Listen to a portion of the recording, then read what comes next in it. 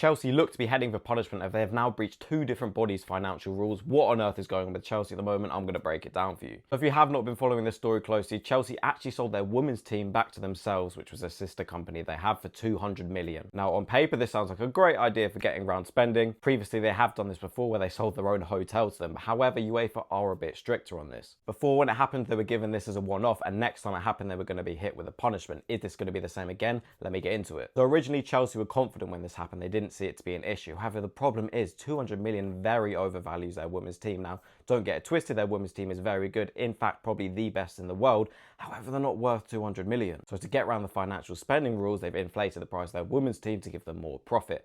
In turn, they turned over about 128 million pounds in profit, whereas most Premier League clubs are facing a loss. Now, as you can imagine, other teams will be unhappy about this because at the end of the day, it isn't fair. Originally, Chelsea were fine with it and they thought they were going to get away with it. However, UEFA have clamped down on it and is said to be giving them a fine and a potential ban from European football. They said that this does not meet their certain conduct. The Premier League have actually said no to it as well. They've not given their final verdict on it, but looks as if Chelsea might be in a bit of trouble. Now, you know how things goes, it's just going to be a fine that's going to make no impact to them whatsoever, and we're going to brush it under the carpet just like the hotel one. But we seriously need sanctions on stuff like this. How is it fair that a club can go and do that? But other clubs are now considering it, because if they get away with it, a lot of teams are going to start doing it. It's a way around it. It'd be a shame, because then your team is not going to be managed by people who run your men's team unless you're selling it to yourself. But the sale of your women's team to a completely different company looks to be a way around it. If you're not already following me, please do click that follow button to stay updated on loads of different football topics exactly like this, and comment down below what you think of this. Are you a Chelsea fan? Let me know.